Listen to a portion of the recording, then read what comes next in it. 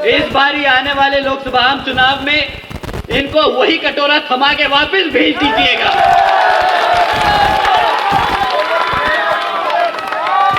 साथियों, इन्होंने आप लोगों को मुफ्त में राशन देने की स्कीम चलाई।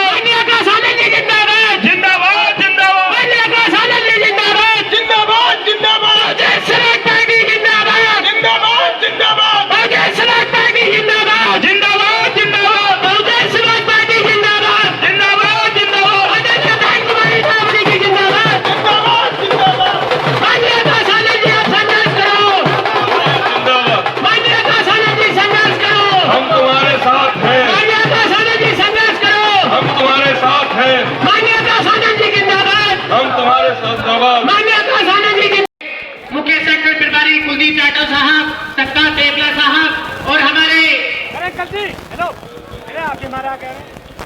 राधेश्याम। सबसे पहले मैं यहाँ मौजूद हमारी माताएं, बहनें, हमारे बड़े बुजुर्ग और हमारे सारे युवा साथी जो आज अपना कीमती समय निकालकर हम सबको सुनने आए, तो आप सभी को मैं तहे दिल से धन्यवाद और शुक्रिया अदा करता हूँ। साथियों, आज अपनी बात रखने से पहले मैं अपने सभी संतों, गुरुओं व महापुरुषों को, जिसमें खासकर महात्मा ज्योतिबा फूले, छत्रपति शाहूजी महाराज, नारायणा गुरु, पेरियार रामास्वामी जी, बाबा साहब डॉक्टर भीमराव अंबेडकर जी एवं मान्यवर साहब श्री काशीराम जी को नमन करता हूँ।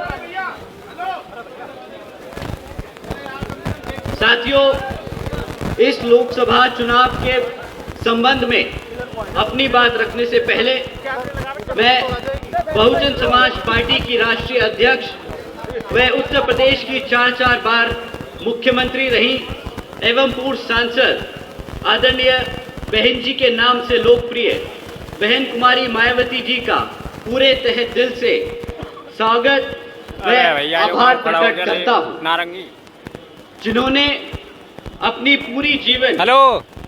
अपना पूरा जीवन वामसेफ, DS4 व BSP के जन्मदाता एवं संस्थापक श्री मान्यवर साहब श्री काशीराम जी के बताए हुए रास्ते पर चलकर परम पूज्य बाबा साहब डॉक्टर भीमराव अंबेडकर जी के मानवतावादी व आत्मसम्मान एवं स्वाभिमान के मूवमेंट के कारवां को अपने आजीवन त्याग, तपस्या व कड़े संघर्ष के जरिए नई राजनीतिक ऊर्जा, शक्ति व पहचान दी है तथा उत्तर प्रदेश जैसे विशाल व महत्वपूर्ण राज्य में 4 बार अपनी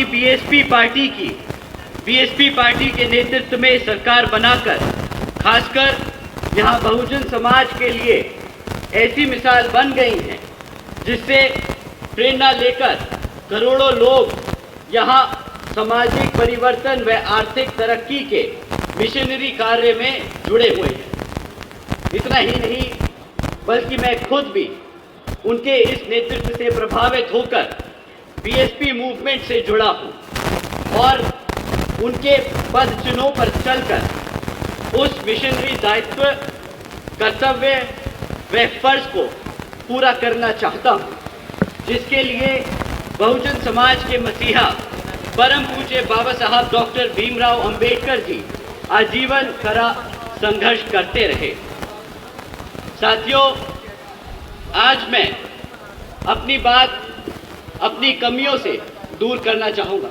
हमारे यहाँ विपक्षी पार्टियों ने हमारे कैडर, हमारे वर्कर, हमारे कार्यकर्ताओं के बीच में एक बहुत गंदा, एक बहुत नीच तरीके का एजेंडा फैलाने की कोशिश की है। हमारे लोगों को भ्रमित करने की कोशिश की है, डिमोरलाइज करने की कोशिश की है। वो बोलते हैं कि भाई हाथी पिछले कुछ सालों से आगे बढ़ नहीं पा रहा है क्योंकि वो किताबों के बोझ में दबा है। परंतु साथियों, ये सरासर झूठ है और ये अभी रिसेंटली इलेक्टोरल बॉन्ड्स के बारे में जो खबर आई है उससे साबित होता है।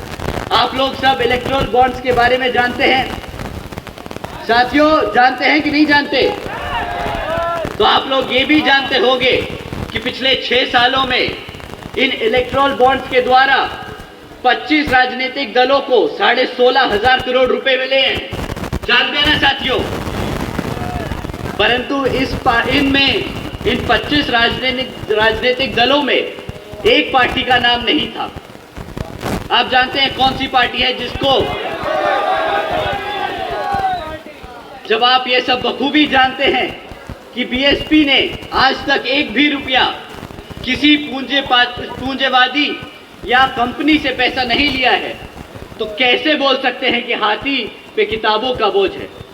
हाथी पे किताबों का बोझ नहीं। वो अपना कार्यकर्ता उस किताब को अपना कर्तव्य समझता है ताकि वो अपने मूवमेंट को आगे चला सके।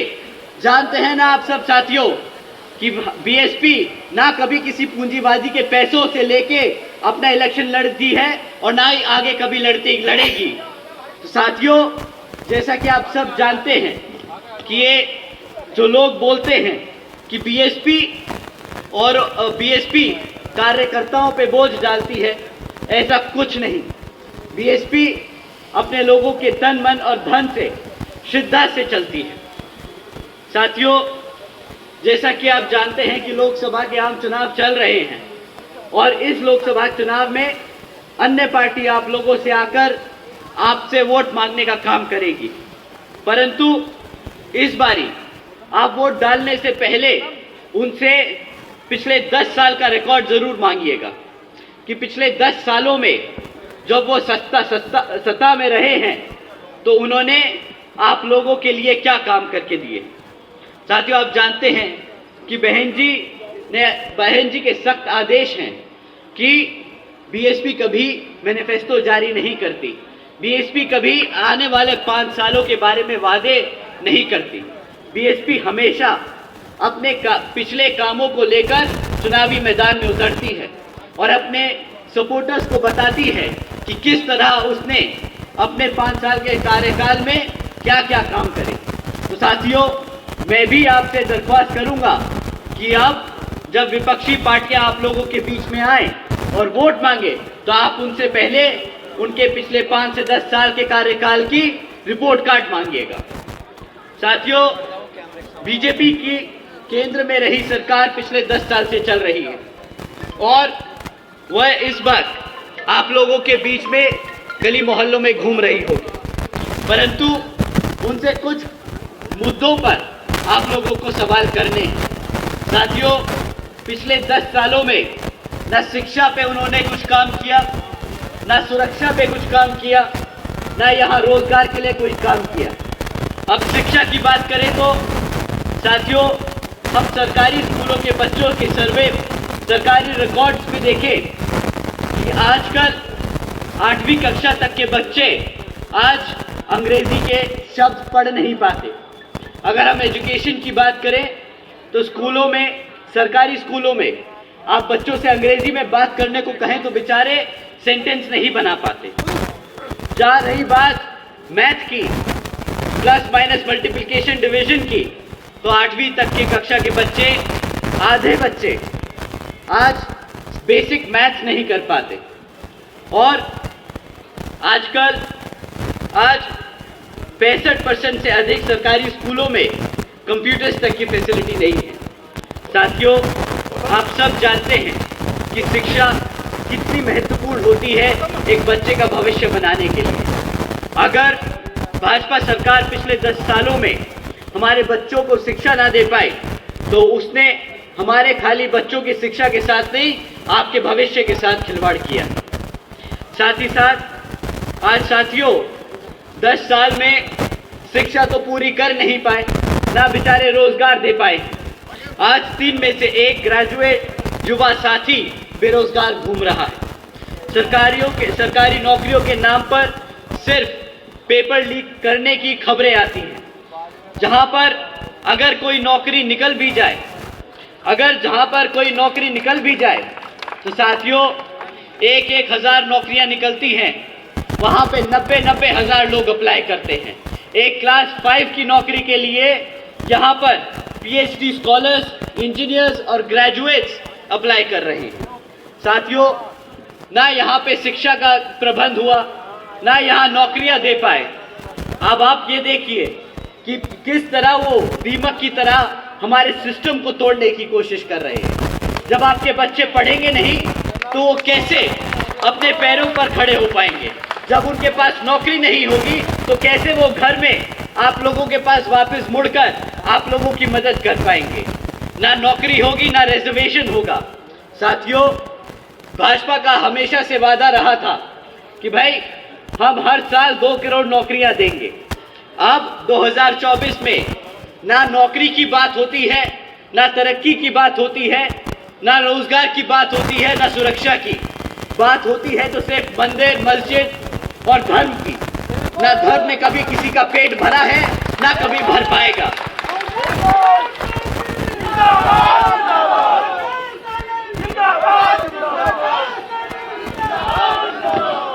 साथियों, जब वो रोजगार न दे पाए, तो अब अपनी आवाम को भूखा तो रखेंगे नहीं। तो प्रधानमंत्री जी के साथ साथ भाजपा के सभी बड़े छोटे नेता ये लाइन बहुत बखूबी रट के आप सबके बीच में बोलते हैं कि आज बीजेपी की सरकार ने 80 करोड़ से ज्यादा देशवासियों को मुफ्त में राशन देने की स्कीम चलाई है। परंतु कोई इनसे पूछे कि भाई 80 करोड़ लोगों को अगर आपकी खाने की स्कीम में, आपके खाने राशन की स्कीम पे डिपेंड होना पड़ रहा है, तो मतलब आज आधे से ज्यादा देश गरीबी रेखा के नीचे खड़ा है। तो किस बात की वो डेवलप्ड इकोनॉमी की बात करते हैं? किस मुंह से बोलते हैं कि ये इंडिया आगे बढ़ रहा है? किस मुंह से बोलते हैं कि इंडिया को $5 ट्रिलियन की इकोनॉमी बनाएंगे? साथियों, सब भिखारी बना दिया, कटोरा हाथ में दे दिया। कोई बात नहीं साथियों, इस बारी आने वाले लोकसभा आम चुनाव में इनको वही कटोरा थमा के वापस भेज दीजिएगा।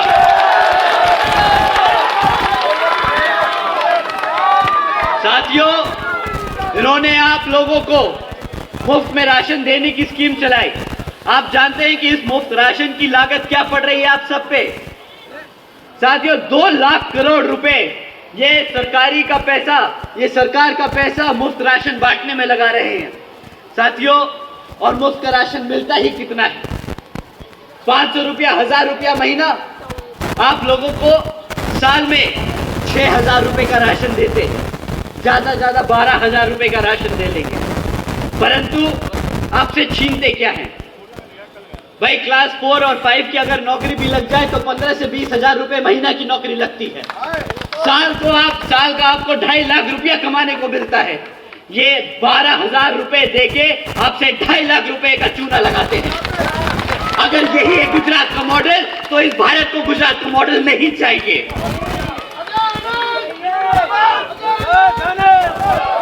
साथियों, 200 किलो रुपए टमाटर, तभी वो मुफ्त में राशन बांट रहे हैं। साथियों, उन्होंने वादा किया था कि काला धन वापस लेके आएंगे। कौन सा काला धन वापस आया? काले धन के नाम पे उन्होंने कितने ही काम किए हो। नोटबंदी करी। अब आप लोगों के पास, सबके पास डेटा है आरबीआई का कि भाई सारा काला धन तो दूर की बात, सारा कैश वापस आ गया, सारा कैश वापस सिस्टम में आके वापस चला भी गया। तो कौन सा काला धन इस केंद्र की सरकार ने रोक के दिखाया? परंतु इस नोटबंदी के आड़ में इन्होंने जो हमारे गरीब भाइयों की कमर तोड़ दी, उसका जवाब अब आने वाले लोकसभा चुनाव में आप सबको इनके हाथ में कटोरा थमा के देने का काम करना होगा।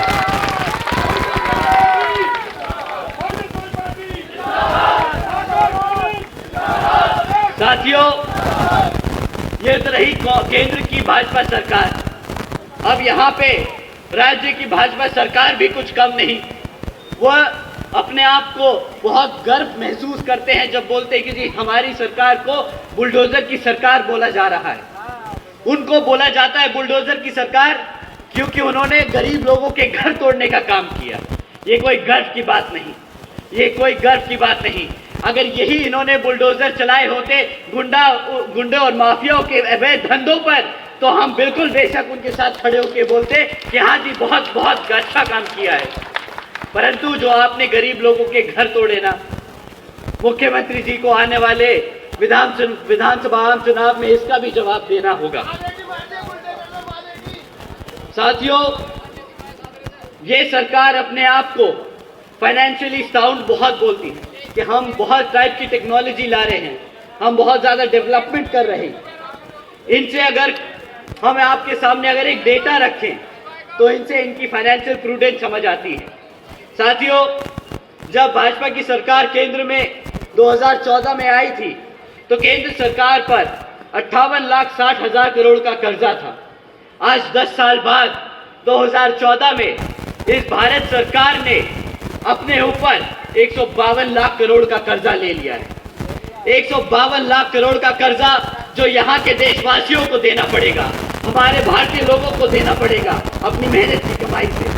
साथियों, ये 152 लाख करोड़ का हिसाब अब इनसे हमें मांगना होगा कि इन्होंने ये 152 लाख करोड़ रुपए खर्चे तो कहाँ खर्चे, क्योंकि ना हमारे युवा साथियों के पास रोजगार है, ना हमारी बहन बेटियों के पास सुरक्षा है, और ना ही हमारे यहाँ पे कोई नए स्कूल्स और कोई हेल्थ केयर के लिए हॉस्पिटल्स बनाए गए।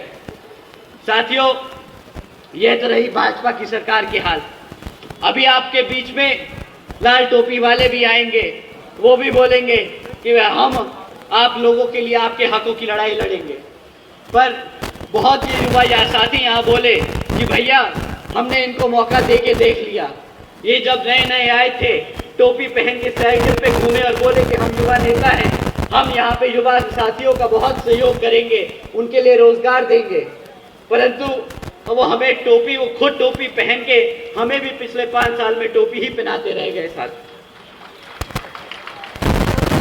साथियों, उन्होंने एक तरफा, जिस समाज ने उनको एक तरफा वोट डाला, पिछले कुछ दिनों में आप लोगों ने सबने देखा कि किस तरह जब इस समाज पर उत्पीड़न हुआ, जब इस समाज पर तकलीफें आई, तो किस तरह इस समाजवादी पार्टी के अध्यक्ष चुप्पी साधे बैठे रहे। साथियों, जो आपके हकों के लिए नहीं बोल सकता, जो आपके हकों के लिए नहीं लड़ सकता, वो आपके वोटों का हकदार नहीं। साथियों, जैसा कि मैंने आपसे शुरुआत में कहा था कि बहन जी ने हमसे कहा है कि आप जनता के बीच में जाइए और हमारे काम के बारे में बताइए, ताकि हमारा वोटर, हमारे समर्थक, हमारे लोग वही आगे जाके समाज में आगे सबको बता सके।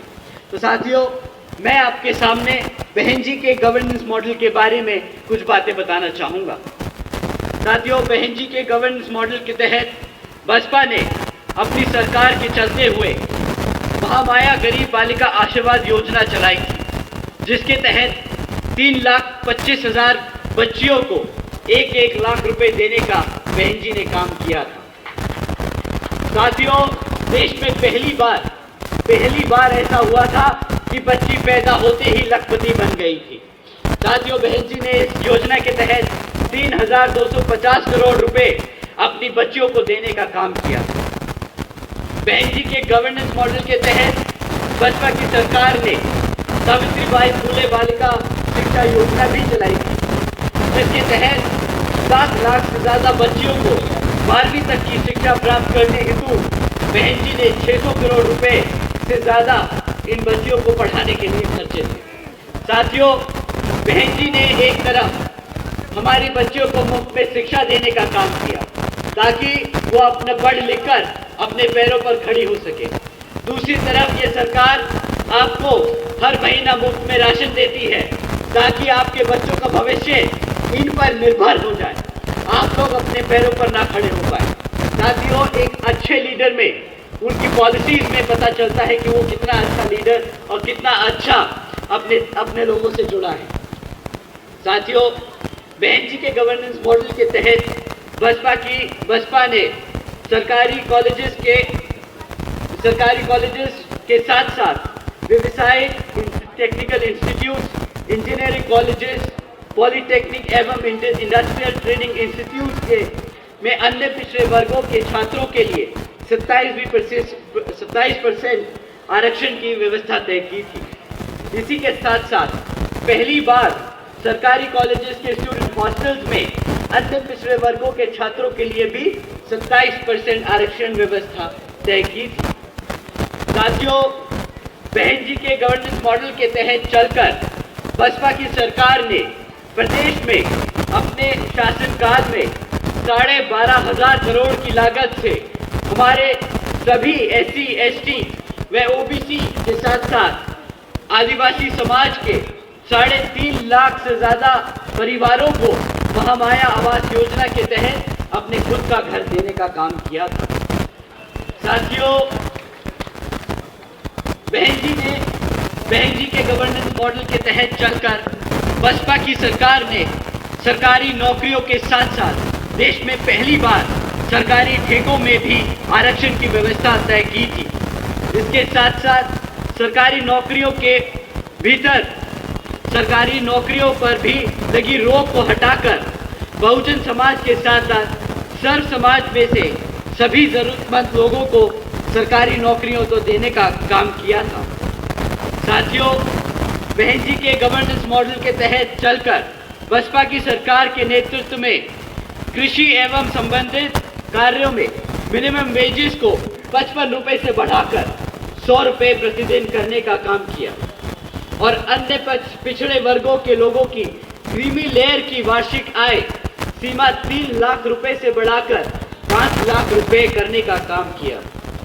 साथियों, बहन जी ने अपने शासनकाल में 90,000 से ज्यादा शिक्षकों को सरकारी नौकरी देने का काम किया, 1 लाख से अधिक सफाई कर्मचारियों को नौकरी देने का काम किया, 2 लाख से अधिक नौजवानों को पुलिस फोर्स में भर्ती करने का काम किया और 6 लाख से अधिक अपर कास्ट समाज के कमजोर लोगों को विभिन्न सरकारी पदों पर नौकरी देने का काम किया।